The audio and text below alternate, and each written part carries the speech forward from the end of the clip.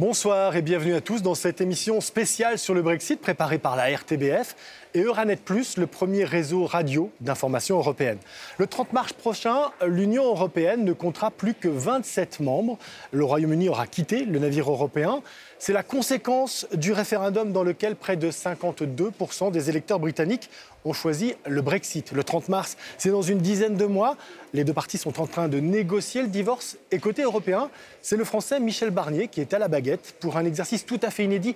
Jamais un pays n'avait quitté l'Union européenne. Bonsoir Michel Barnier. Bonsoir. Et merci d'avoir accepté notre invitation. Je vous présente Sandro Calderon, journaliste à la RTBF. Alors voilà, on va poursuivre ces présentations avec le portrait réalisé par Nicolas Van Den Skrik. Nom, Barnier. Prénom, Michel. Fonction, négociateur en chef du Brexit pour l'Union européenne. Nom de code, Monsieur Brexit. À ne pas confondre avec Mr Brexit. Ça, c'est David Davis, votre homologue au gouvernement britannique. Votre principal souci, Michel Barnier, votre tâche n'est pas simple. Et l'expliquer en anglais à des enfants semble encore plus compliqué. Together with the Irish government, we are looking for practical solutions to a very complex problem. En clair et en tweet, yes, Michel Barnier, you have a very difficult job. Et ce qui rend votre tâche si difficile, c'est qu'aux yeux de certains, vous n'êtes pas un ami. Ainsi, dans la presse, lit-on, vous seriez aux yeux des Britanniques l'homme le plus dangereux d'Europe.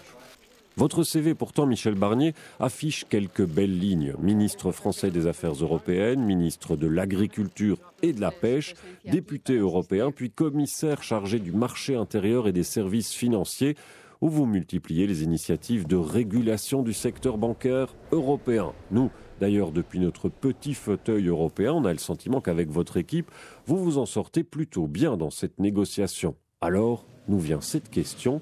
Michel Barnier, si du point de vue européen, la négociation progresse dans le bon sens, c'est parce que les Britanniques ont peur de vous ou c'est parce qu'on vous sous-estime? Michel Barnier, avec ce référendum, les Européens se sont pris un sacré coup de bambou derrière les oreilles. Ça allait être la catastrophe. On allait se faire manger tout cru par les Britanniques. Et puis, 2 ans après le Brexit, 2 ans après le référendum, on a l'impression que les choses tournent plutôt bien pour les Européens, que tout ce qui est mis sur la table par les Européens, les Britanniques finissent par marquer leur accord. Est-ce que c'est parce que, comme le dit Nicolas dans ce portrait, on a sous-estimé vos talents de négociateur ou est-ce que c'est parce que les négociateurs britanniques ne sont pas vraiment prêts? Bien entendu, je fais mon travail avec une idée de l'Europe, des intérêts à défendre, l'unité des 27 et l'intégrité du marché intérieur. Mais avant cette explication-là, c'est d'ailleurs pas à moi de la donner, cette explication. C'est vous-même, comme observateur, qui devez juger de ce que nous faisons. Il y a un contexte quand même assez nouveau entre 2016 et 2017. 2016, le référendum, ce Brexit, référendum unique, la première fois qu'un pays, un grand pays, veut quitter l'Union européenne. Ça prouve d'ailleurs, entre parenthèses, qu'on n'est pas prisonnier de l'Union européenne. Et puis, quelques mois plus tard, il y a l'élection de M. Trump, qui tient un discours assez nouveau sur la relation transatlantique. Il y a un contexte géopolitique extrêmement grave, beaucoup d'instabilité, de guerre, de crise de l'autre côté de la Méditerranée, dans le Proche et le Moyen-Orient, des attentats chez nous. Aujourd'hui même, nous sommes, je le rappelle, au moment où je vous parle, 1 an après le terrible attentat de Manchester, qui a fait 22 morts et 800 blessés. Tout ça crée un sentiment grave de responsabilité des dirigeants européens. Voilà ce que j'ai constaté dès le début de ma mission, où j'ai tenu à les rencontrer chez eux dans leur bureau, chacun des 27 chefs d'État de gouvernement, les ministres importants qui gèrent la question du Brexit dans chaque pays, bien sûr le président de la Commission, Jean-Claude Juncker, le président du Conseil européen, Donald Tusk, le président du Parlement, M. Tajani. Il y a un sentiment chez tous ces dirigeants, quelles que soient leurs idées, de responsabilité collective, de gravité. Et ça explique en grande partie le mandat qui m'a été donné sur la base d'une unité de point de vue, d'une unité de négociation. Après, moi je fais mon travail. Et c'est vrai que nous avons choisi, avec l'appui de Jean-Claude Juncker, de pratiquer une méthode nouvelle, la transparence totale. De telle sorte que tout le monde sache en temps réel ce qui se passe dans la négociation. Nous publions immédiatement sur Internet nos positions de négociation. Et je dis tout aux 27 États membres, comme je dis tout, au Parlement européen. C'est ça qui justifie ou qui construit la confiance et l'unité. À vous écouter, on a l'impression que finalement le Brexit a changé plutôt en bien la face de l'Union européenne. Non, mais moi je suis de ceux qui regrettent beaucoup ce vote. Donc je ne vais pas vous dire qu'il a changé en bien la face européenne ou qu'il y a des côtés positifs. Le Brexit, il n'y a pas de valeur ajoutée. C'est lose-lose. Et personnellement, je veux rappeler quelquefois, puisque vous avez parlé de mon passé politique, notamment en France, que j'ai été élu très jeune dans mon département, la Savoie, et à 21 ans, à l'époque, on votait en France. Il y a eu le référendum organisé par le président de la République française sur l'adhésion du Royaume-Uni, de l'Irlande, du Danemark et de la Norvège. Et tout membre du parti gaulliste que j'étais, j'ai fait campagne pour le oui, ce qui n'était pas si évident. Et je ne l'ai jamais regretté. Je pense qu'ensemble, on est plus fort. Et quand vous regardez tous les défis que nous avons à relever, la géopolitique, le terrorisme, mais au-delà et avec tout cela, la pauvreté dans cet immense continent qu'est l'Afrique, le changement climatique, les défis du numérique. M. Zuckerberg sera aujourd'hui au Parlement européen pour s'expliquer des questions de transparence et de protection des données. Quand vous regardez tous ces défis, la question qu'il faut se poser, et d'ailleurs j'ai posé quelquefois aux Britanniques, c'est est-ce que pour relever ces défis, pour être respectés, pour défendre nos intérêts, notre modèle d'économie sociale de marché, nos valeurs, à nous Européens, est-ce qu'il vaut mieux être ensemble ou séparés? Est-ce qu'il vaut mieux être solidaire ou solitaire?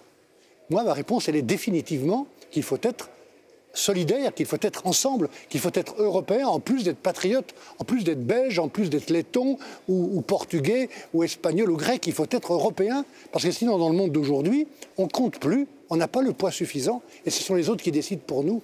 Alors on va en venir maintenant aux détails de ces négociations avec Sandro, mais également avec les différents partenaires du réseau Euranet+.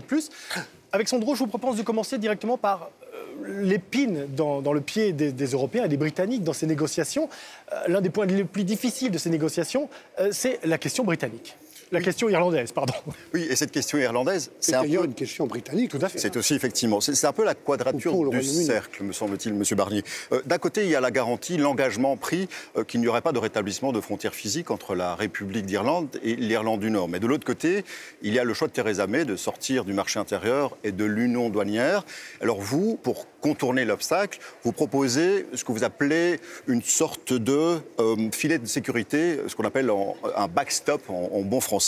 En gros, c'est de la garantie que les normes et les taxes restent les mêmes d'un côté et de l'autre de l'Irlande. Mais si on les regarde de près, ça a un peu l'odeur, le goût et la couleur d'une réunification de l'île, ce backstop, non? Dans votre première partie de la question, vous avez très bien dit les choses, et notamment expliqué un fait, qui est que la question de l'Irlande et de l'Irlande du Nord, elle est créée par le retrait britannique de l'Union européenne. C'est la décision du Brexit qui crée le problème que nous devons résoudre en Irlande et en Irlande du Nord. Et je voudrais juste, pour ceux qui nous écoutent un peu partout en Europe, rappeler de quoi il s'agit en Irlande. Il y a une vingtaine d'années à peine, il y a eu entre les différentes communautés, notamment en Irlande du Nord, catholiques et protestants, de très grandes dissensions, beaucoup de tragédies. Il ne faut pas avoir la mémoire courte. Et des hommes courageux, des hommes d'État, irlandais, notamment irlandais du Nord, avec le soutien du gouvernement irlandais, le soutien du président américain et Londres, ont établi un processus de paix, de stabilité, encadré par un document qu'on appelle le Good Friday Agreement, au terme duquel il y a aujourd'hui non seulement des coopérations dans tous les sens, sur tous les sujets entre les différentes communautés, mais il y a aussi, à l'intérieur de l'île, il n'y a plus de frontières. Une liberté totale de circulation pour les hommes, les femmes, les marchandises, les capitaux, les services. Et ça, c'est une des conditions de la stabilité et de la paix. Et moi, je ne suis pas prêt. Je connais bien ce processus. J'ai été commissaire européen dans les années 90 et j'ai soutenu le programme Peace, qui est un des instruments de ce processus de dialogue et de coopération Nord-Sud. Je ne suis pas prêt à le fragiliser. Et personne n'est prêt à le fragiliser. Le gouvernement britannique, le gouvernement de Dublin, l'Union européenne ont pris l'engagement de préserver le Good Friday Agreement, qu'il n'y ait pas de frontière dure, qu'il y ait une frontière invisible. Mais est-ce que ce backstop... Mais maintenant, le Royaume-Uni quitte l'Union européenne, quitte le marché unique, quitte l'Union douanière. C'est ce qu'il nous dit aujourd'hui. Et du coup, nous avons une obligation, puisque la République d'Irlande dont vous parlez, elle reste dans l'Union européenne. Elle veut rester dans le marché unique. Et donc nous devons protéger l'intégrité de ce marché et contrôler les marchandises qui rentrent et qui sortent. C'est une question de protection des citoyens, des consommateurs et des entreprises. Donc il faut avoir des contrôles sans reconstruire de frontières. Et ce que nous avons proposé, c'est une solution exceptionnelle pour une solution unique. C'est l'opinion des 27 chefs d'État et de gouvernement solidaires avec le gouvernement de Dublin, c'est d'intégrer exceptionnellement l'Irlande du Nord dans notre union douanière et dans notre réglementation, en tout cas la partie de notre réglementation du marché intérieur qui est nécessaire pour préserver la coopération Nord-Sud et préserver l'intégrité du marché intérieur. Alors cette backstop, cette solution-là, elle est là aussi longtemps et qu'il n'y a pas une autre solution. Est-ce qu'elle est vraiment acceptable par les Britanniques et leurs alliés nord-irlandais? Est-ce qu'on ne risque pas finalement de se retrouver sans accord, si c'est pour eux une ligne rouge? Et comme le dit un vieil adage de la politique belge, sans accord sur tout, il n'y a accord sur rien. Il n'y aura pas d'accord s'il n'y a pas un accord sur tout, et y compris sur ce sujet-là. La question de l'Irlande est une question majeure pour l'ensemble des 27 pays de l'Union, du point de vue de la stabilité de cette île. Et on doit ça aux Irlandais. J'étais en Irlande du Nord il y a une quinzaine de jours et j'ai vu l'émotion, la sensibilité de ces questions, notamment sur toute la frontière en Irlande du Nord où j'ai rencontré des communautés de jeunes, de femmes, de chefs d'entreprise. Et donc nous devons trouver une solution et elle sera dans l'accord de retrait. Notre solution ou une autre solution. Aussi longtemps qu'il n'y aura pas une meilleure option dans l'avenir. Mais nous n'aurons pas d'accord de retrait sur le Royaume-Uni, du retrait ordonné du Royaume-Uni en octobre ou novembre, s'il n'y a pas une solution opérationnelle pour l'Irlande dans cet accord. Alors Michel Barnier, on voit bien que cette question irlandaise est aujourd'hui le point le plus sensible des négociations. C'est paradoxal parce que pendant la campagne sur le Brexit, on n'en a pratiquement pas entendu parler, alors qu'on a beaucoup entendu parler, au Royaume-Uni notamment, de la question de la liberté de circulation. Et c'est sur ce point en particulier que Florin Orban, notre confrère de Radio Romania, voudrait vous poser une question. Les Roumains sont parmi les Européens les plus mobiles à l'intérieur des frontières de l'Union. Or, la question du Brexit les a sérieusement inquiétés, notamment en vue de la libre circulation après la sortie du Royaume-Uni de l'Union européenne. Est-ce que vos négociations pourront garantir la préservation de la mobilité pour les citoyens de l'Union en Grande-Bretagne, surtout pour le travail et les études? Michel Barnier? Il faut distinguer, quand on parle des citoyens, ceux qui sont déjà là, ceux qui ont fait un choix de vie, étudiants, médecins, il y a beaucoup de médecins roumains ou bulgares qui travaillent dans le système de santé britannique. Il y a au total, puisque je parle à un journaliste roumain, près de 330 ou 350 000 Roumains qui vivent et travaillent, qui participent à l'économie et au progrès du Royaume-Uni. Pour tous ces gens-là, et avec eux, pour 3,5 millions d'Européens qui vivent et travaillent au Royaume-Uni et 1,5 million de Britanniques qui vivent et travaillent dans l'un des 27 pays de l'Union, nous avons trouvé un accord de principe avec les Britanniques pour garantir leurs droits pour la durée de leur vie, tous leurs droits, y compris les droits sociaux, la sécurité sociale, la protection sociale, les allocations familiales, pour eux-mêmes et pour leurs familles, et pour la durée de leur vie. C'est une autre question que la situation des citoyens qui bougeront dans un sens ou dans l'autre, une fois le Royaume-Uni sorti. Les droits que nous avons agréés avec les Britanniques sont des droits qui seront garantis, si tout va bien, non seulement jusqu'au jour du Brexit, mais jusqu'à la fin d'une période de transition qui se terminera le 31 décembre 2020. Donc aussi longtemps que des citoyens font des choix de vie jusqu'au 31 décembre 2020, sous réserve que nous ayons un accord avec les Britanniques, ces droits, leurs droits seront garantis. Après, tout dépendra de nos accords futurs avec les Britanniques et de leur future politique d'immigration que je ne connais pas. Vous avez dit qu'il y a aujourd'hui à peu près 3 millions de résidents européens au Royaume-Uni. Pour y rester, ils vont devoir demander leur statut de résident. Il nous reste une dizaine de mois, 3 millions de résidents, une dizaine de mois. Est-ce que vous avez reçu des garanties des autorités britanniques que tout va se passer correctement? C'est très peu. Les Britanniques exigent d'avoir cet enregistrement pour des raisons de sécurité. On peut imaginer cela. C'est un sujet sur lequel le Parlement européen où nous nous trouvons, Guy Verhofstadt, le président Tajani et tous les députés qui suivent le Brexit de très près, ont beaucoup d'exigences légitimes. Et je suis sur la même ligne, comme les membres des gouvernements. Nous avons exigé, et c'est inscrit dans le projet de traité tel que nous l'avons entre les mains, avec d'ailleurs, vous le savez, 75% de ce projet de texte que j'ai présenté il y a 6 semaines est aujourd'hui agréé en vert avec les Britanniques. Il reste 25%, dont la question irlandaise. À ce sujet, d'ailleurs, je voudrais juste compléter d'une phrase pour dire que la solution que nous avons proposée pour l'Irlande ne remet pas en cause l'ordre institutionnel britannique. Donc je ne veux pas placer nos solutions pour l'Irlande à un niveau où elles ne sont pas. Ce n'est pas un niveau idéologique, politique ou institutionnel. Ce sont des solutions pratiques, techniques, concrètes. Donc il faut que tout ça soit agréé définitivement, que les 25% qui ne sont pas en vert le deviennent. Et nous y travaillons, y compris cette semaine, puisque c'est un round de négociation. Mais pour tous ces citoyens qui ont fait le choix de vie, je l'espère si les choses vont bien, jusqu'au 31 décembre 2020, leurs droits seront garantis. Alors, Londres, et plus particulièrement la City de Londres, est aujourd'hui le cœur financier de l'Union européenne. Une situation qui va sans doute changer avec le Brexit. Et cela aiguise l'appétit de plusieurs capitales en Europe. Cela inquiète également. Je vous propose de nous rendre au Luxembourg, où nous retrouvons notre collègue de Radio 100.7, Mick Entringer, qui a une question pour vous.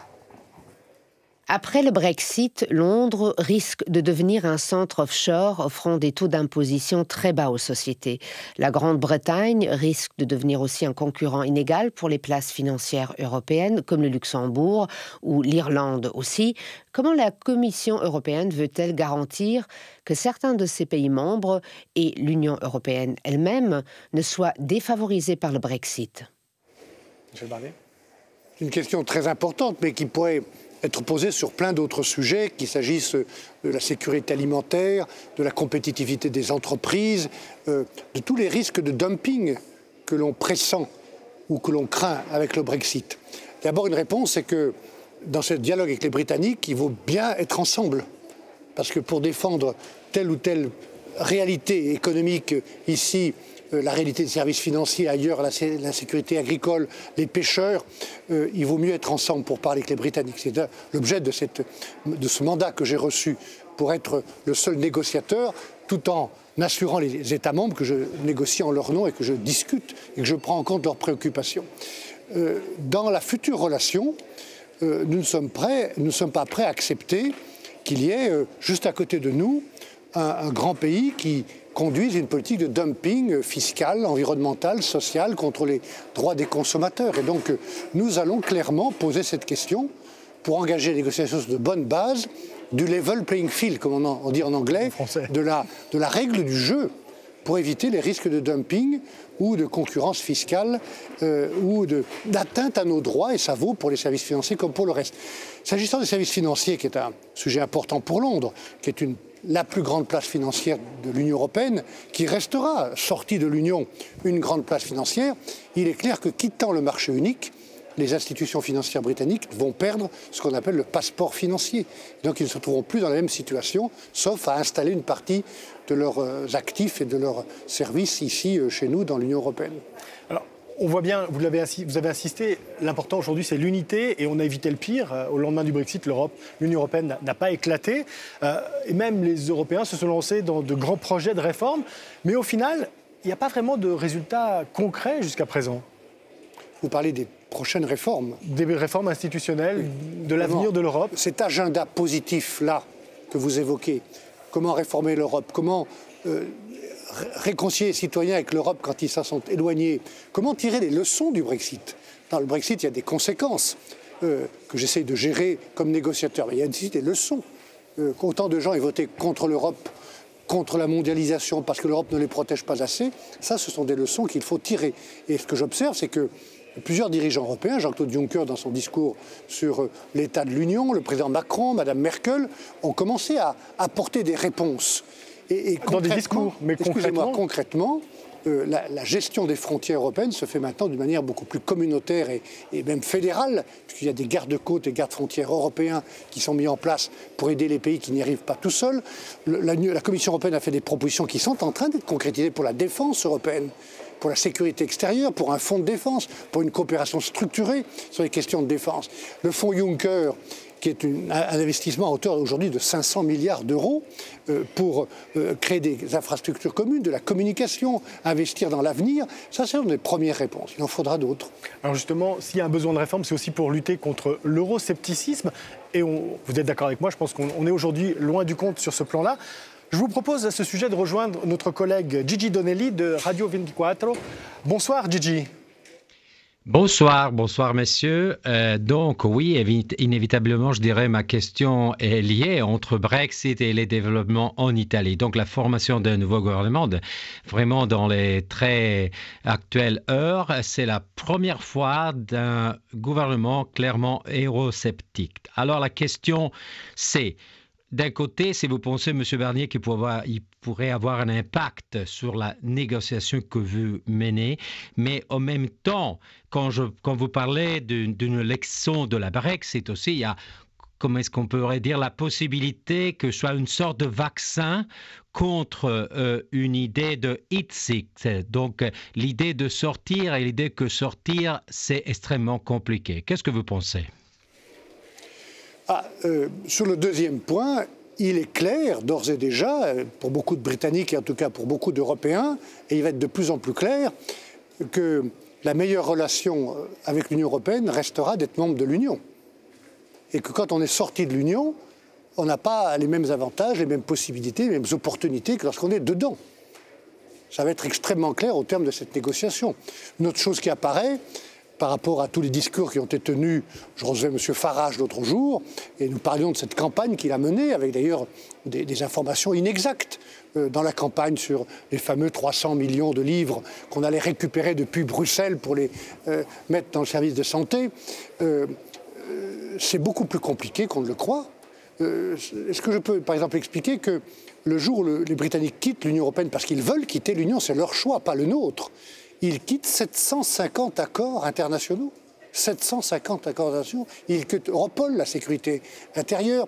Ils quittent Euratom, la gestion des matières fissiles et nucléaires dans les hôpitaux et les centrales nucléaires. Ils quittent tous nos accords commerciaux.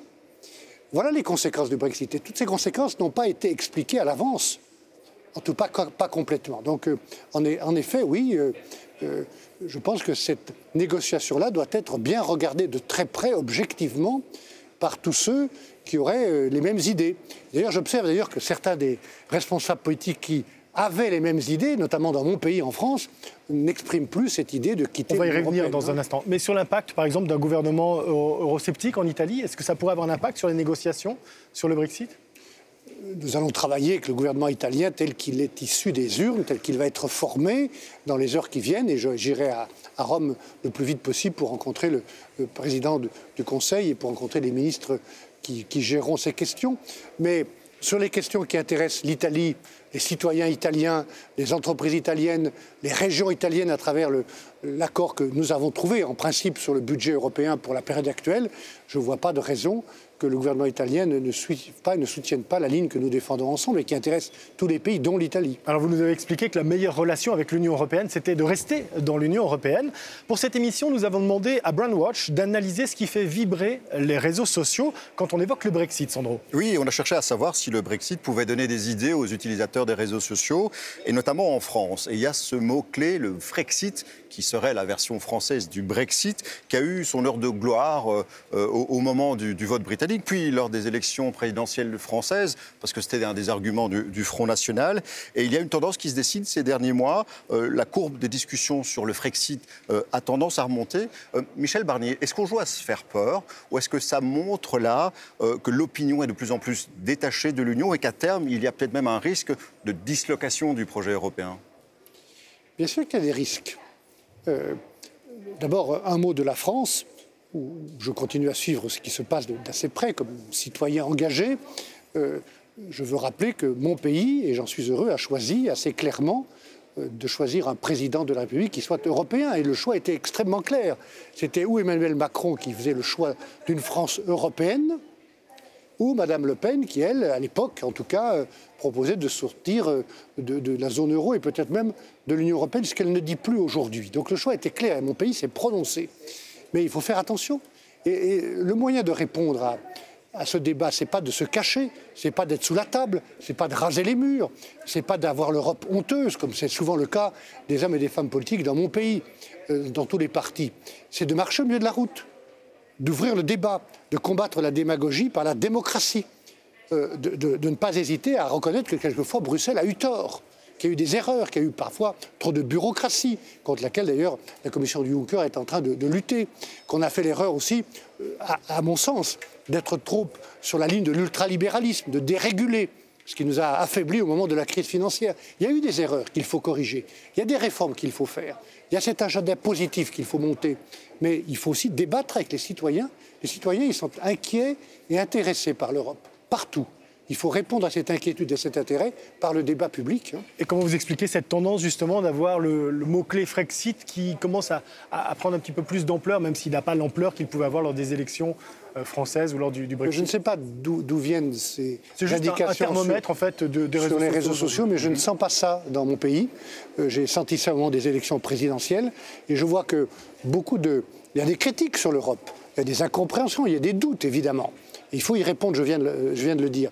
Mais je ne sens pas actuellement remonter le débat sur la sortie de mon pays de l'Union européenne. Ce débat a été tranché démocratiquement au moment de l'élection présidentielle d'ailleurs. Alors Michel Barnier, dans un an, les Européens sont appelés à voter pour les élections européennes. Ce sera sans les Britanniques, mais sans doute avec pas mal de mouvements eurosceptiques qui ont le vent en poupe pour le moment. À ce sujet, je vous propose de retrouver Stavros Samoilidis de Sky Radio en Grèce. Cher Monsieur Barnier, votre implication en tant que chef négociateur pour le Brexit vous a promulgué au premier rang de la politique européenne. Est-ce que cela vous a aussi donné l'envie, comme on le lit, de vous lancer aux prochaines élections européennes en tant que Spitzenkandidat pour le PPE? Je suis très touché de cette question. S'il s'agit de dire que je continuerai de m'intéresser au débat européen et d'y participer, comme je le fais d'ailleurs par des réunions publiques assez régulièrement, y compris en m'exprimant devant vous-même et avec toutes ces radios européennes que je salue. Ma réponse est oui, je participerai au débat d'idées. Mais s'agissant de mon engagement personnel, ma réponse depuis plusieurs mois est la même. J'ai reçu une mission extrêmement difficile, complexe, de la part des 27 chefs d'État et de gouvernement. Je travaille en confiance avec le Parlement. Cette mission est grave, elle est très grave, très importante. Et donc je suis totalement aujourd'hui mobilisé. Et quand est-ce qu'elle vient à terme, cette mission? Est-ce que c'est à l'issue le 30 mars 2019? Et ça sera aux dirigeants européens, au président de la Commission de me dire le temps où ils ont besoin de moi. Mais j'ai d'abord ce traité-là à terminer. Ensuite, il faudra le ratifier, de telle sorte que les Britanniques sortent, je l'espère, de manière ordonnée de l'Union des institutions en mars prochain. Ensuite, il y a une période de transition pendant laquelle il nous faudra négocier la future relation. C'est beaucoup de travail, donc nous verrons. Mais cette tâche m'occupe à 100%. Que vous bottez en touche, cela dit. Michel Barnier, les 15 premiers mois des négociations, on a souvent eu l'impression que ces négociations ont fait du surplace. Vous avez d'ailleurs plusieurs fois tiré la sonnette d'alarme. L'objectif, vous l'avez rappelé, c'est d'avoir un accord en bonne et due forme qui soit acté au plus tard au mois d'octobre cette année, pour qu'il soit ensuite ratifié par le Parlement européen et puis par le Parlement britannique. Est-ce que vous êtes confiant? Est-ce qu'on va y arriver? Quand on demandait à Jean Monnet, l'un des pères fondateurs de l'Union, il y a très longtemps, est-ce que vous êtes optimiste ou pessimiste? C'est un peu votre question. Il répondait ni l'un ni l'autre, je suis déterminé. Et moi, je suis déterminé à travailler pour un accord ordonné. Mais ce que je constate, c'est que the clock is ticking. Le temps passe très vite. Je suis prêt d'ailleurs, je pense qu'il faudrait accélérer les négociations. La task force du côté de l'Union européenne, nous y sommes prêts. Pour ça, il faut que les Britanniques aussi acceptent de mettre sur la table, comme nous l'avons fait, nous, avec notre texte, ce draft treaty, ce projet de traité. C'est le traité complet. Il est d'ailleurs disponible pour tous ceux qui nous écoutent et qui peuvent le consulter via Internet. Il faut que les Britanniques, sur beaucoup de points où ils ne l'ont pas encore fait, nous mettent leur position sur la table. Et nous pourrons ainsi accélérer les négociations. Mais je suis préoccupé du temps qui passe. On se revoit en octobre pour en parler? On peut se revoir en octobre pour en parler. Caillons qui sont dédiés, comme on dit, en bon patois savoyard. Merci Michel Barnier d'avoir accepté notre invitation. Et merci.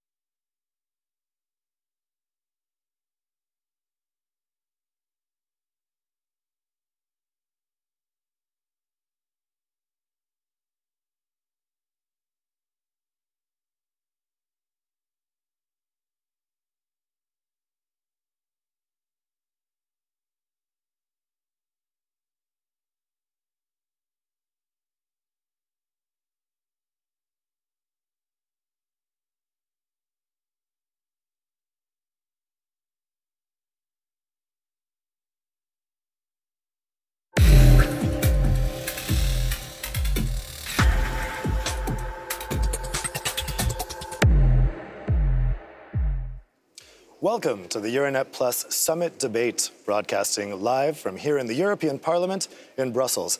I'm Dave Keating, and I'm joined today by Michel Barnier, who is the EU's chief negotiator for Brexit. I'm also going to be joined by our network of radio journalists from across Europe who will be asking questions to Mr. Barnier via video and audio links. Mr. Barnier, thank you so much for joining us here today. Good evening. Now, our discussion comes at a very important point for these Brexit negotiations because splits are emerging in the UK over several questions, one of which is whether the UK should be in a customs union with the EU after Brexit. There are also questions being asked about whether the UK should join the European Economic Area.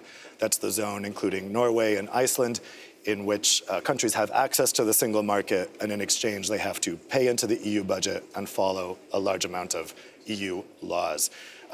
So we're 1 year to go, and we still don't really have a very clear idea of what the future UK-EU relationship is going to be like. It seems to me we have four possible scenarios here. We have a hard Brexit, in which the UK has no access to the single market. We have a free trade deal between the UK and EU, in which it has some access. We have the UK joining the European Economic Area, in which it has complete access without the ability to vote. Or, it's within the realm of possibility, we have the UK cancelling Brexit and remaining in the EU. So let me ask, in terms of where we are right now in the negotiations, which of those four scenarios do you think is most likely? First of all, this negotiation is very complex. It is extraordinary, but it is also very complex. And to try to simplify and to be understood, we have to put the things and the steps in the right order. What is at stake today is not the future relations. Right now, we have to conclude and to finalize the agreement on the withdrawal agreement, an orderly withdrawal. And it's my choice, taking into account your four options. My option, from the very beginning, for the day one, is to work for an orderly withdrawal with UK, to organize orderly separation.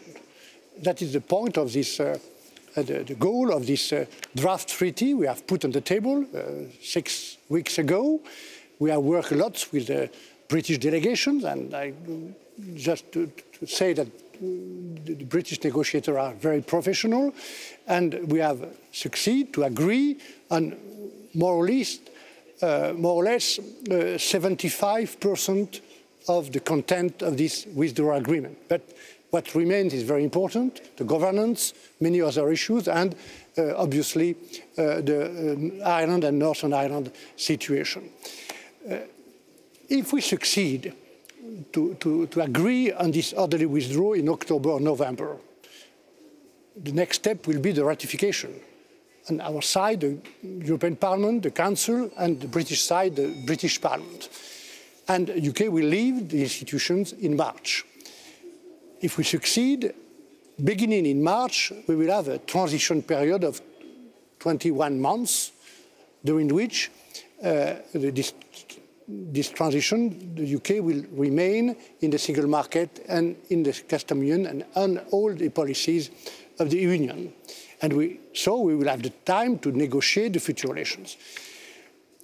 As far as the future relations are concerned, let me just show my favorite slide, which is very famous now. I've seen it many times by now, yeah. Yes, and you can have the answer to your questions.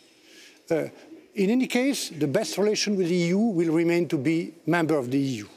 The second best will be the Norwegian EEA regime, being part of the single market and being outside of the EU. The last one will be a free trade agreement, exactly what we have negotiated recently with Japan, Korea, or Canada. But each of these models is available. If this model is on the table, it's a choice of the UK to leave the EU, to leave the single market and to leave the customs union. But if the UK want to choose one of these models, it's possible. But in that case, he will have to change one or two of these red lines. Because of these red lines, the UK closed itself the door to each of these models. So that is the point. I am not able to answer to the question. I listened to debate in UK, in the House of Lords and somewhere else, but I'm not to express an opinion at this point. Now that it's being seriously discussed in the UK, though, I mean, what is your assessment about the feasibility of the UK joining the EEA? I mean, in your discussions with Norway and Iceland, are they happy to have the UK join the EEA? Would it have to fundamentally change if the UK was in it? But this option is available. It is on the table. But the point is each model has its own balance of right and obligation. And speaking about Iceland, Liechtenstein and Norway, I think they can agree for UK to join the EEA, but at the same level of right and obligation, the same framework. It cannot be another framework than the EEA system. So no special access for the UK within the... If the UK, if you look, the reason why the UK closed itself the door to the EEA model today is the fact that they refuse to recognize the role of the Court of Justice. They refuse to recognize one of the four freedoms, the freedom of movement for the people. They refuse to recognize the regulatory framework of the EU. And in addition, they don't want to respect the single trade policy. That is the red lines of the UK, not our red lines. Let's take our first question from one of our satellite journalists here. It's coming from Portugal. Let's hear from Francisco with Euranet Plus member station Radio Renascença. Since the UK will leave the EU customs union, do you think that it will be necessary to reintroduce a border with special infrastructure between the Republic of Ireland and Ulster? So this obviously is another very fraught issue in the negotiations. What's your standpoint right now? Let me add just between the two questions, the first one and this one, that the only frictionless model for the future with UK would be Norway plus. Norway being part of the single market plus a custom union. For each of the other models, we'll have the obligation to create and to implement control for the goods, for the standards, for the norms, and for the rule of origins. Coming back to the specific point of Ireland and Northern Ireland, which is the most sensitive point of the negotiation, one point is clear. If we want an agreement on the orderly withdrawal of UK in October or November, we must have inside this agreement an operational solution for Ireland and Northern Ireland. That's a red line for the EU. It's clear. And we have proposed one solution on the EU side, which can be discussed and amended by the negotiation, but in any case, we will have such an operational solution, what we call a backstop. And our proposal is clear. It is exceptional for a very unique solution, a very unique situation. It's to propose to include Northern Ireland inside our custom union. That means that we have to implement some control, and it's the only way to avoid a hard border between Northern Ireland and Ireland. And how acceptable do you think that is to the UK at this point? Having a border. It depends on the common will. I spent 2 days in Ireland and Northern Ireland a few weeks ago. 10 days ago, it was very useful and interesting meeting all the communities in Northern Ireland, in Londonderry and Londonderry, the business community, but also the community of young people, of women. It was very moving. And I'm sure that if we stand at the technical, operational level, we succeed to de-dramatize this situation, to avoid the politics and ideology. I'm sure that what we have proposed, that could be, once again, could be amended, is acceptable by the people of Northern Ireland. Let's take our next question, which is coming from Bulgaria. This question is coming from Dian Ayatov with member station Bulgarian National Radio. Mr. Barnier, how should the social and professional security of the EU citizens, including Bulgarians who work for British companies, should be guaranteed after Brexit? And not only in the UK, but for the outsourced British companies in the EU as well, in the high-tech, IT, human resources and creative arts sectors. This question is very important because it's clearly the proof that speaking about Brexit is not only speaking about negotiation between London and Brussels with diplomats, and it's about people, about local businesses, and so many people.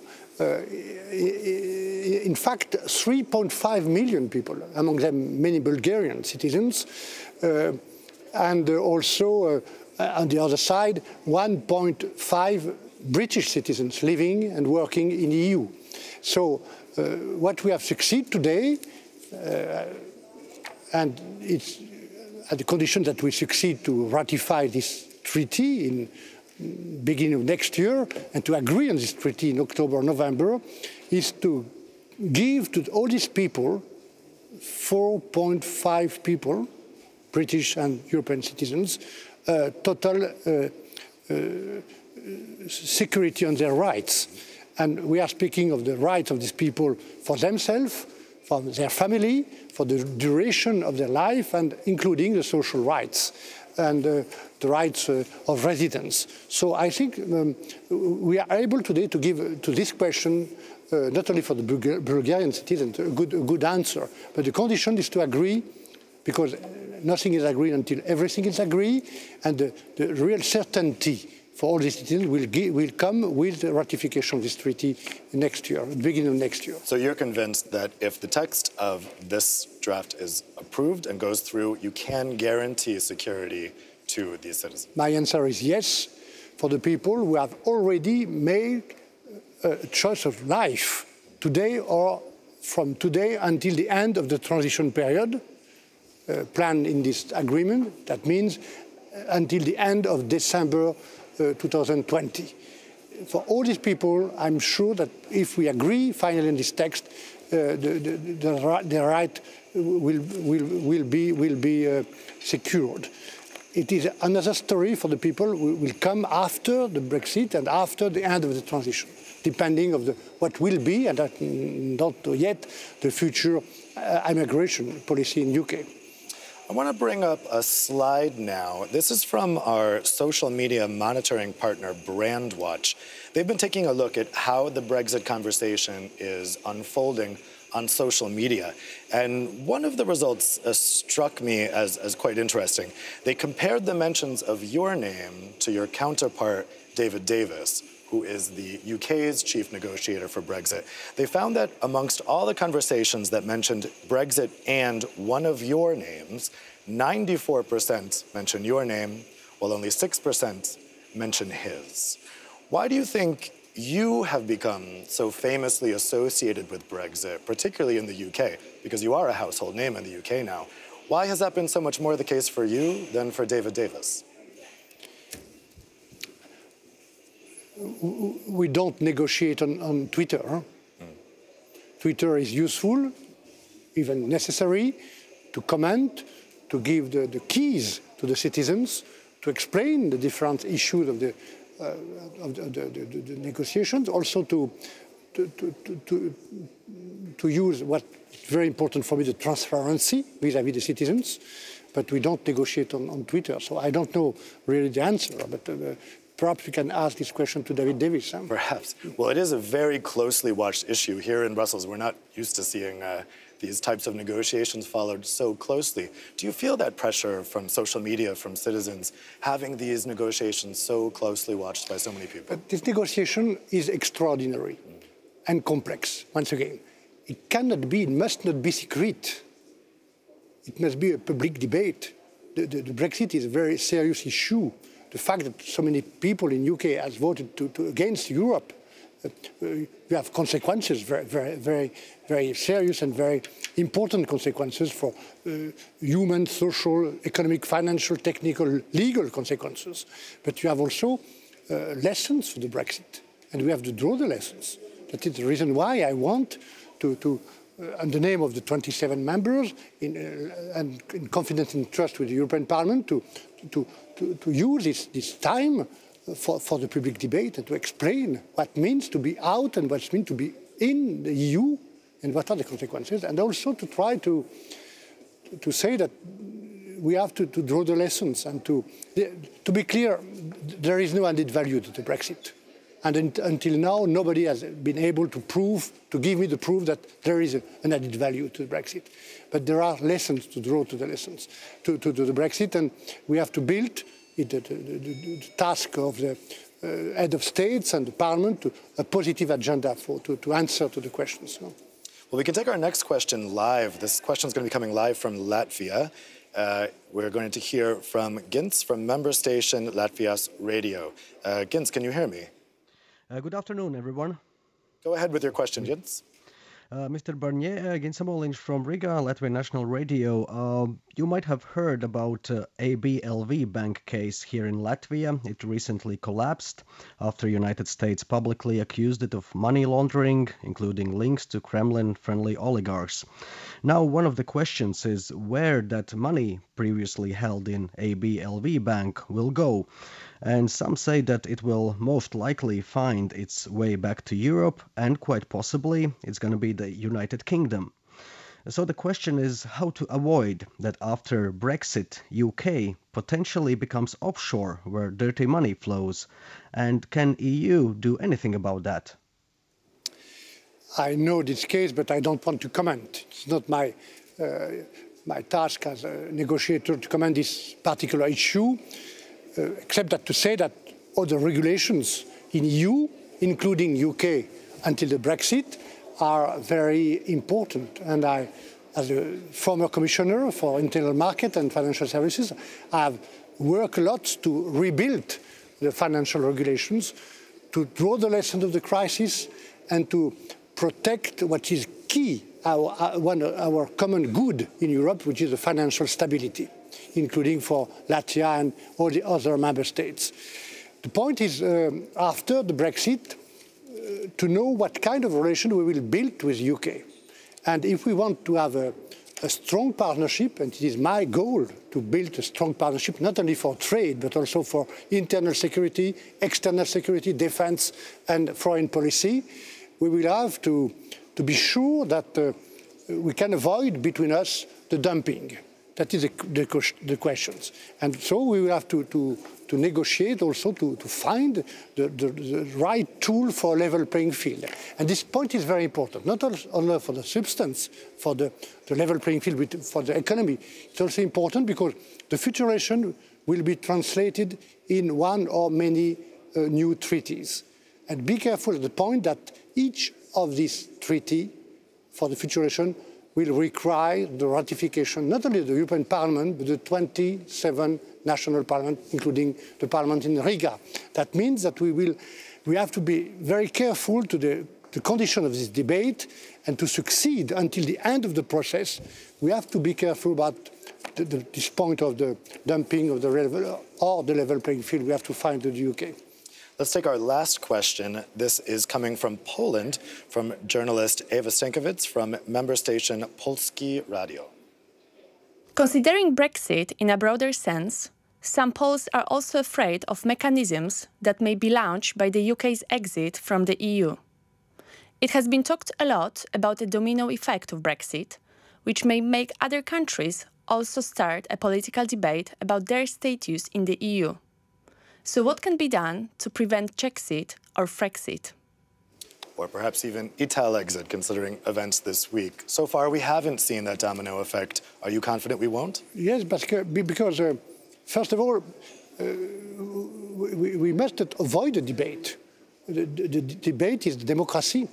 So we have to participate, to take part to the debates, and to explain what it means to be inside and what it means to be out the EU.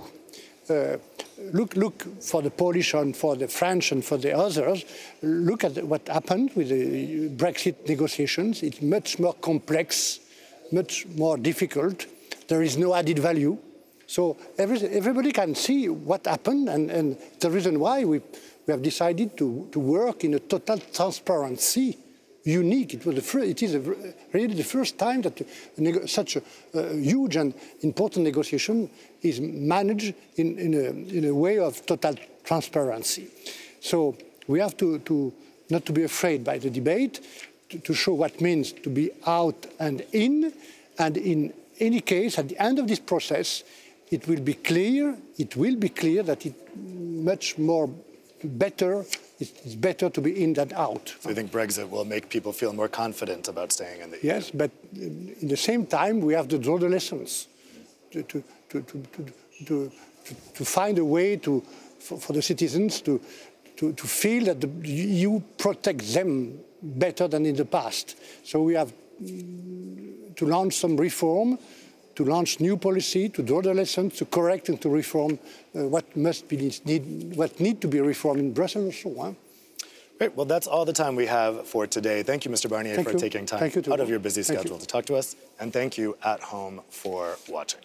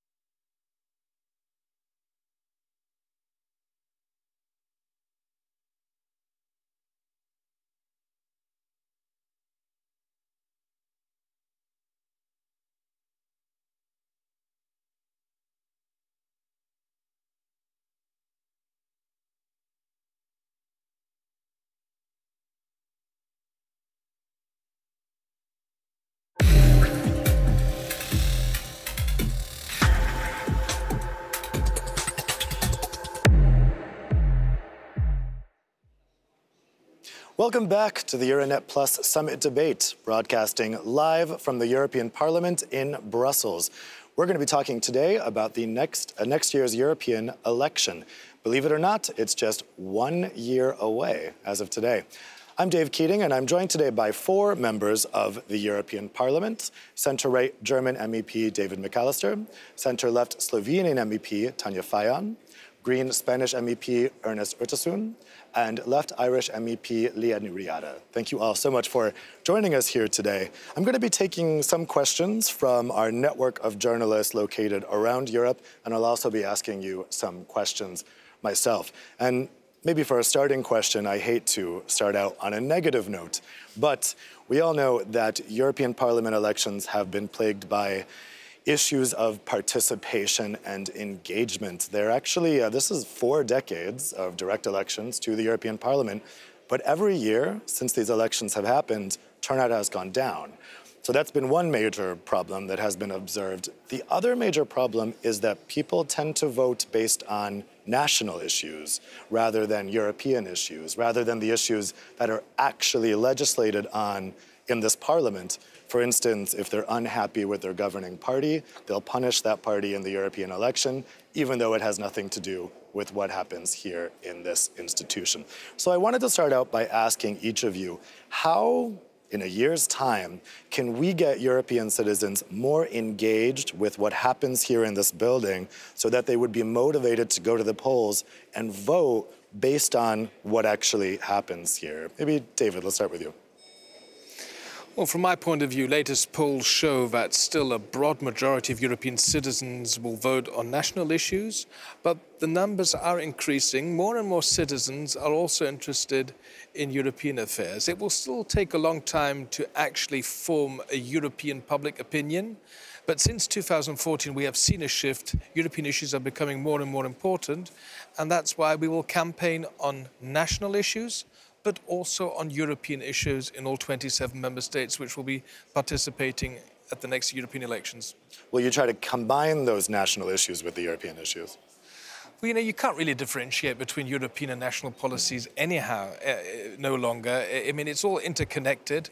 But for instance, the Spitzenkandidaten process will be one cornerstone to make this European election not a sum of 27 national elections, but to make European citizens clear that there's a lot at stake, and there is actually quite a lot at stake at this European election next year, because what we need in the next European Parliament is once again a responsible, stable majority for a European Commission to tackle all the challenges we're facing. Tanya, what about you? I think it's quite of a challenge how to make people understand and feel engaged in European politics. We are struggling about that for years. Now, we went through several crises. And I think there is a little bit of a positive movement or sentiment after Brexit. When you ask Europeans today, they want to see more engagement, European policies around security, around migration, or energy or climate change. You feel that people got a bit afraid, but we have to bring them back to the process itself. Too often European policies or institutions are perceived as something behind a closed door, project for the political elites. And I think for us politicians it's quite a challenge. We have to go back to the citizens, back to the streets, talk to them, listen to them, and this is what we are trying, in fact. I'm not sure this is the only formula how to engage people back, because, as you said, we first, or citizens first, would discuss on national issues, what concerns most their daily life, but it's our responsibility how to engage them and how to communicate the language of European policies to the simple citizens. This is quite a challenge because too often it's very abstract and it's very difficult language to understand and too far from their hearts. Ernest, how do you think we can make these elections more European and less national? Well, I tend to agree that any elections mixes different areas of political decision-making. Also, local elections can be mixed with national elections. I mean, it's very difficult to separate them. But I think that as far as the European elections are concerned, I think 2 issues are very important. First is to be a bit more innovative in how our citizens participate. And I agree the Spitzenkandidaten process, so the idea that every political family has a candidate to be president of the Commission, is important. It would have been very important, in my humble opinion, to have also the European constituency like to elect members for a whole European constituency. Unfortunately, that was rejected, but I think that would have been an innovative, a step further in the process of creating more links with citizens. But then there's another side of the story, which I think is even more important, which is that we need to politicize the debate, and we need to discuss about issues that are dear to the citizens' daily lives. We cannot have a political debate about European affairs, about institutions, processes, or very general, broad terms. We need to discuss about social Europe, about the unemployment, about how, from a European perspective, we can tackle those issues. I think that is the way. When you politicize decision-making process and campaign through things that are affecting the life of our citizens, this is how you engage citizens in politics. And I think this has been probably lacking in the last years. Ed, what do you think? Well, I think all politics are local, not to mind national, so you have to drill down even from a very local level and what affects the people there. And we as MEPs, I think we do live in a bubble. We can't help that because we're here so often that you do get disconnected. And what we think everybody is talking about is not actually what they're talking about at all. So we have to have a reality check as MEPs, I think, because unless we bridge that, we're kind of up against it. I also think that Brexit has been a huge game changer in terms of people's view, certainly in Ireland, of Europe. And they're talking more about what it means to be Irish, but at the same time part of a union, and they don't want to be removed like the British people are. So I think that has changed it ever so much in that. But look, I also think you're absolutely right. The language that we use here is so far removed from the ordinary, daily people that go about their lives. They can't access funding. We talk about simplification here all the time, but it never really translates to the person on the doorstep. And unless we do that in a meaningful way, that takes direct responsibility here, I think we are really up against it, because at the end of the day, people are not really as concerned about Europe as we like to think they are, because we are too insulated. Well, let's go ahead and get out of that bubble. We can take some comments out in the streets of Europe. We're going to hear from some voters in Slovenia about how they're feeling right now about the EU. We're going to take that video now.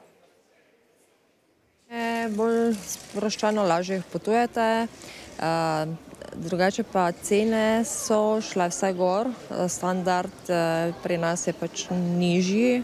Jaz mislim, da je šlo vse na slabše, nič na boljše. Je življenje skratka se dvignilo, vse ne, v nekih normah, ampak kar se tiče pa vseh ostalih stvari, ki gledamo, mariborstvo se pa poslabšalo. Mislim, da glede na to, kam smo vstopili, bi lahko bilo boljše. Če gledam z vidika mladih, kar se tiče zaposlitev, je sigurno slabše, ker mladi nimajo zaposlitev, drugače pa normalno prednost pa so odprte meje. V vsakem primeru pozitivno, zdaj ta nostalgija, ko pač jo imamo za Jugoslavijo, bo vedno verjetno prisotna. Ko imamo Slovenci priložnost voliti tudi naše slovenske poslance. Ni jih veliko, ampak nekaj pa jih je. Ne? Žal se izogibam vseh teh političnih stvari, koliko se le da. Ne grem. Evropske volitve so zelo pomembne, zato ker vendarle nam Bruselj diktira življenje. So I guess a mix of opinions there. I think I could tell you recognize some of the scenes there behind them. Let's take a question from our partner station, RTV Slovenia, which is based on some of those opinions that they heard on the streets. Lidija Petković from RTV Slovenia. According to recent surveys, most Slovenian citizens feel they belong to the European Union. In fact, many of us feel very optimistic about the EU's future, despite growing populism and Euroscepticism. However, voter turnout for the European parliamentary elections is lower. In 2014, it was only 24%. More than 85% of young people stayed at home. Why the paradox between people feeling and acting as Europeans? What is the European Union doing in order to increase the people's engagement? Thank you. And of course, this is a trend across Europe, not just in Slovenia, but Tanya, how do you respond to that concern for Slovenia? I think it's exactly what I meant before. People don't feel they can influence, that they are engaged in the processes as such. Brussels and European policies are too abstract, too far away from them. So this is a challenge to us, how to communicate in concrete solutions what is daily changing and affecting their lives. It was right. In Slovenia, we are still, having European, I would say, enthusiasm. We still belong to European Union and we like to be a member state. We see the benefits, but it's not only the European elections. We just had recently a referendum with so low turnout that it failed. It's also when it comes to now national elections, we are afraid of how low turnout will be and what will be on the effect on the credibility on the elections. So I think it's more the general question also how much the policy is really and politicians are credible today. We are pretty much discredited in the eyes of our citizens and we have to regain here the confidence back. It goes the same to European elections. Maybe the challenge is, of course, bigger also to national elections. And I think it's really to communicate in concrete, simplified language, to bring topics close to them and make them feel part of the process. Yeah, it's interesting. As an American, I often like to point out that the European Parliament turnout is roughly the same as the US Congress midterms. They're in generally the same area. So it may just be a larger question of democratic participation. What do you guys think? I mean, what explains the difference between somebody who says, I'm happy my country is in the EU, I feel somewhat European, but I'm not going to bother turning out? But do you mean in terms of getting them to engage with that? Or? Yeah, or getting them to just come to the polls on that day. I think in general, you're absolutely right. There's a kind of an inertia. Generally, when it comes to general elections or local elections, a lot of it can be individual-based as opposed to party-based. There's a lot of different dynamics at play. But I think we simply have to reach out, and especially to our young people, because we have, certainly in Ireland and I'm sure other countries, we have quite a young generation and population coming up, and it's to try and get them to exercise their democratic right to vote and to have debates. And we actually have to get out of these institutions and talk to these people. We spend so long in here and they often look at us as being politicians that are on the gravy train. That's the first thing you'll hear about the EU. They'll say, oh, you're an MEP, so you're on the gravy train and you don't really care, you don't really know what's happening and what can you do anyway? And they don't realise that as an MEP you can do quite a lot. So it's how to communicate that message more effectively so that they know that we can change and we can do quite a lot even as a single MEP, not to mind being part of a wider group. So I think that's the main thing, to try and get that dialogue and debate going. Let's take our next question. This one is coming from Hungary. We're going to Balac from our partner station MTV AMR. Do you think the migration and immigration policy could be a decisive topic of the European elections next year? The Hungarian member of the European Commission, Mr. Navracsics, argued in an interview recently that the campaign in most of the member states will focus on migration as a common challenge for the whole of Europe. And as the Hungarian Prime Minister, Mr. Orbán, said recently, that the European elections will be a kind of referendum on the migration. What do you guys think? Is migration inevitably going to be a major focus? David, we saw in the German elections last year, it was a pretty big focus. Do you expect that to be repeated next year for the European elections? Well, polls show that the issues are very different in the 27 countries. What is a major topic? You have of course, in South Europe, youth unemployment is a bigger topic than, for instance, in my home country, Germany. But of course, migration is one of the top issues in Europe. We have different views in member states. Some member states are open for migration. Others, like Hungary, take a critical point of view. But we will be debating certain questions. What can we do to tackle irregular migration to Europe? Because this is, of course, a huge challenge for all of us. So it's about what can we do to improve our relations with Africa? What can we do to secure our external borders better? What can we do with those people who are entitled to stay because they are asylum seekers, they are recognized refugees? How can you have more solidarity between the EU member states? Of course, these issues will be discussed, certainly in my home country, Germany, and the last national elections already showed that this issue was the issue number one for people. Well, Ernest, how do you think, how can we address the concerns of voters about the migration issue without pandering to kind of nationalistic urges? How do you straddle that line where you address voters' legitimate concerns, but you don't go too far in dangerous directions?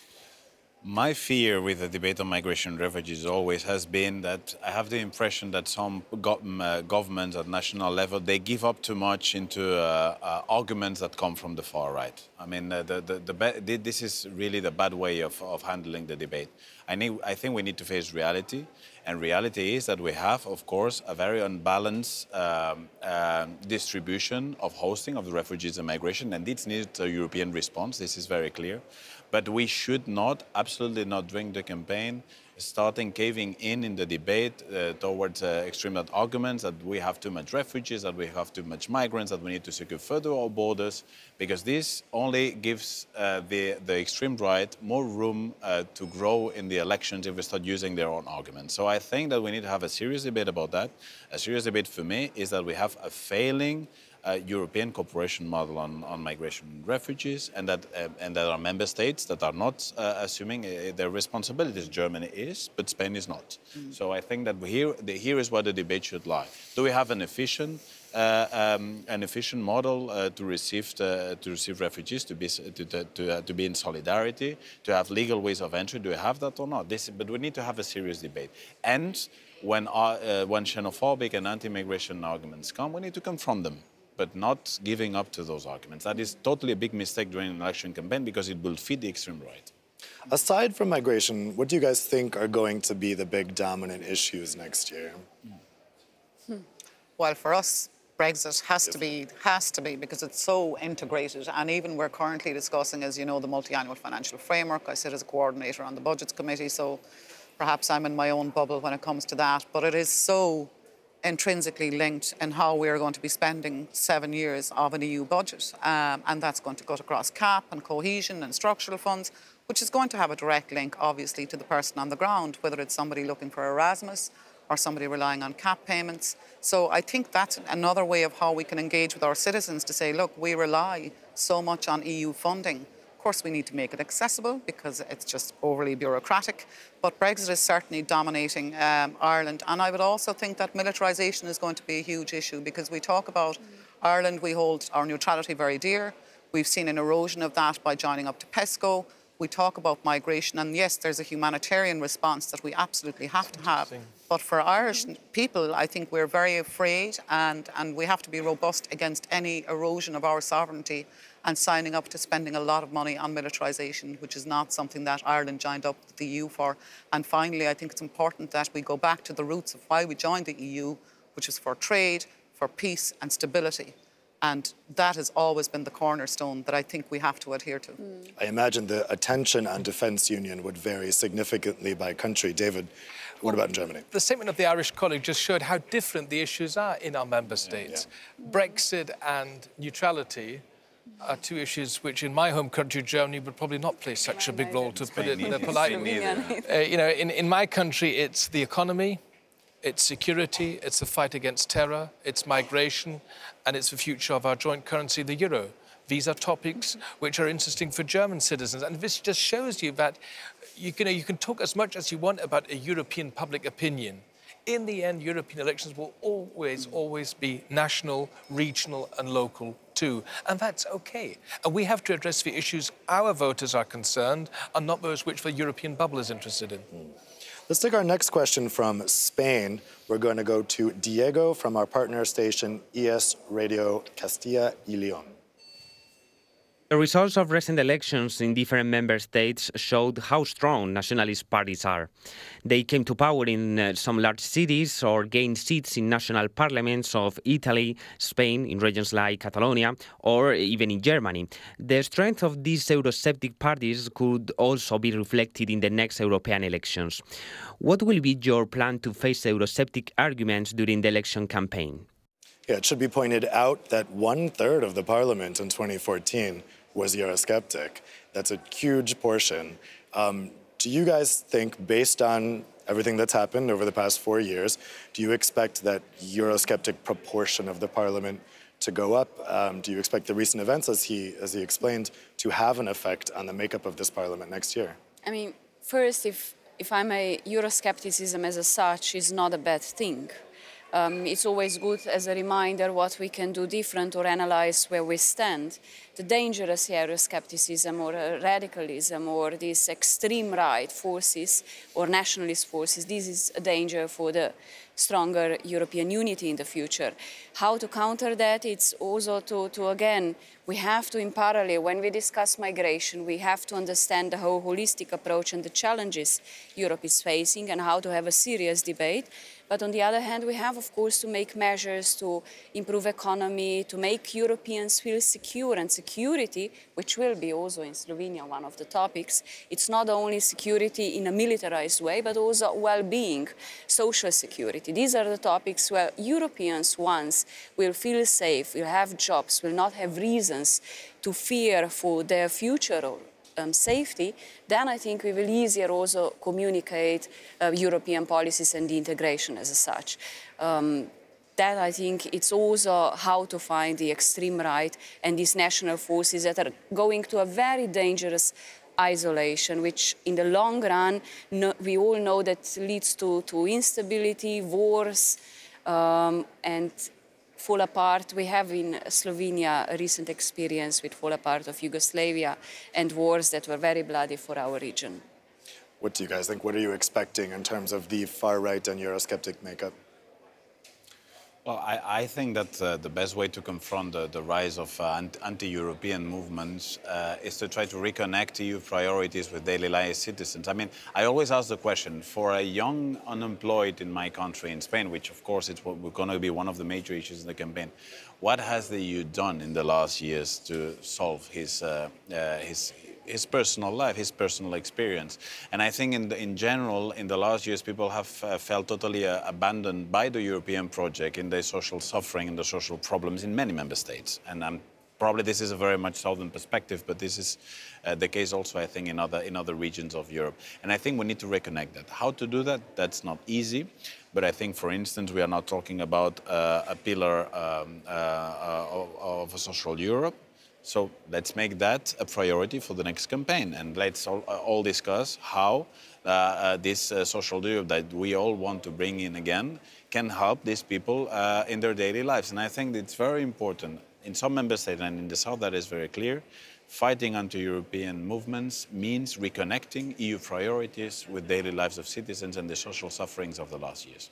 In the last years, the EU has meant the troika, the cuts, austerity, and this is the image that is portrayed in many member states, and we need to reverse that. In some members, in Spain certainly, but in other member states maybe it's not as much. In many of them, not only in Spain, but also Greece, also Italy, also Ireland, and also other member states. We're still paying for that, by the way. We're still paying, exactly. and our grandchildren will still be paying for that. I think it's about democratic accountability as well. And I think certainly when we were, one of those parties that were Euro-critical and still are critical, but it's not, we're not anti-EU, but we are looking for reform. We want to be more democratically accountable, and having people that are unelected at the helm is certainly not accountable to people at home when they see that, and they just see, these fat cats on big fat wages, and they're going, they weren't even, democratically elected. So do you think the Spitzenkandidaten process helps with that image? This is the system in which the largest party elected to the parliament gets to choose the European Commission president. Has that helped? Was that for the first time in 2014?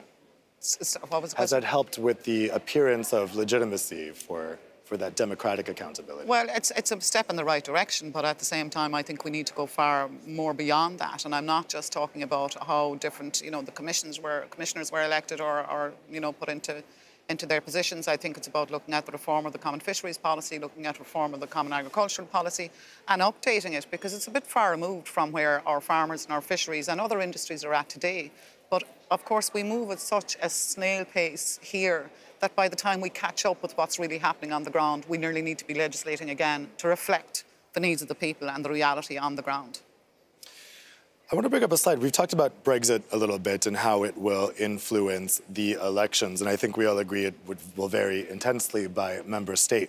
But we've been in a partnership with our social media monitoring partner, Brandwatch. They've been looking at how the Brexit conversation is playing out across Europe, and they've identified which countries have been talking about Brexit the most on social media and which have been talking about it the least. So I think we have no surprise which is talking about it the most, but I found interesting that more people are talking about it in France than in Ireland.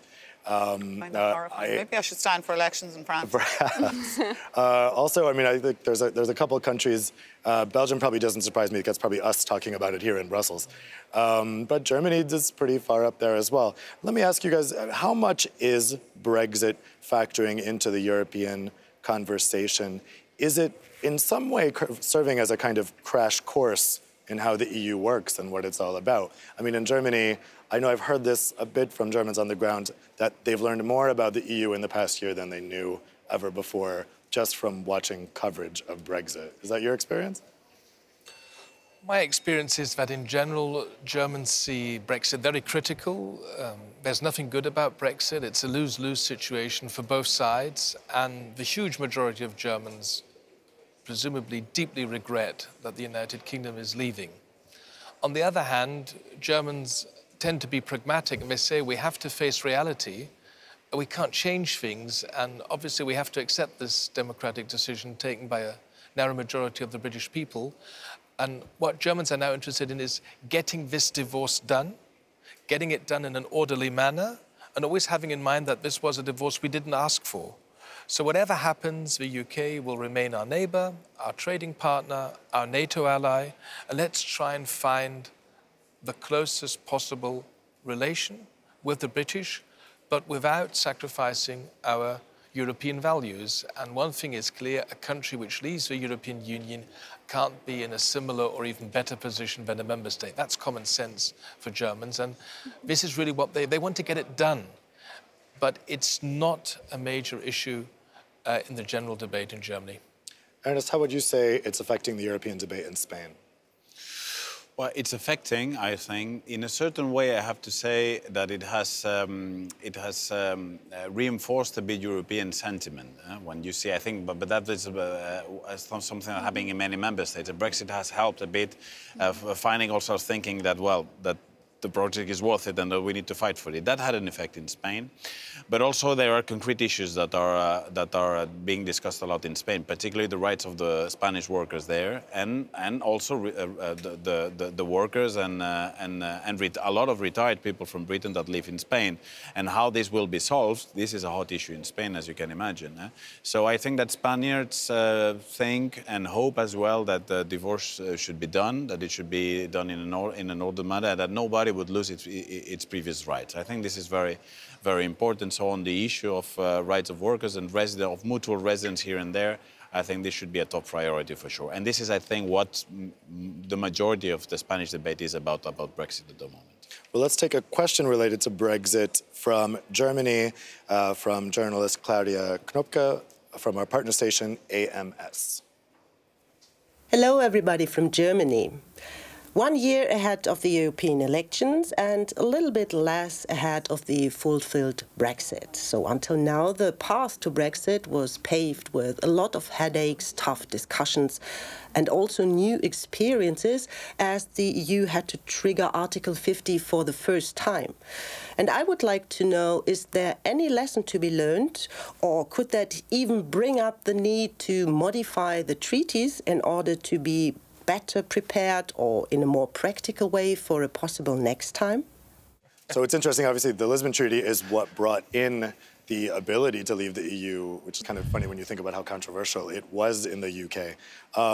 Should there be a more standardized process if a country wants to leave the EU? Isn't it only fair to let countries leave in the most simple and efficient way possible? I think you have to, because the reality is Brexit happened, like it or not. And as you say, we have to face the reality. And certainly, I think there is some mechanism has to be put in place to allow those countries that have democratically voted to leave, that they are entitled to leave. But however, of course, Brexit is so unique because in the north we had 56% who wanted to remain. They're still EU citizens and they're Irish citizens. So that rights-based approach has to be applied to them, because they're still citizens of the EU and of Ireland. So it's quite unique, I think, in that sense, Brexit. Whereas if another country left without having those complications, it might be a cleaner break. Of course, for us, it would be much easier if we just had a united Ireland, because then it relieves the headache for England, it relieves the headache for everybody, and we should have a right to have a referendum on that. But I think the mature thing would be to have some kind of mechanism that doesn't draw out as long as we've seen this, because the economic impact, the integrity of the peace process, for instance, if we go back to a hard border, all of those issues are very much key to us. But it's only the mature thing to do. Have a look at what mechanisms can be put in place. I'm not saying that we are, saying countries should have the option to leave if they want, but you have to respect the democratic right of people as well. But even without the complicated situation in Ireland, what's really striking is the economics. I mean, it is just very economically difficult for the UK to be a Western European country outside of the European Union. That's what this process is showing. So is that fair? If, let's say the UK stayed in for economic reasons. They realized this would be economic suicide to not be in the EU, and yet we don't really want to be in the EU. We don't feel European.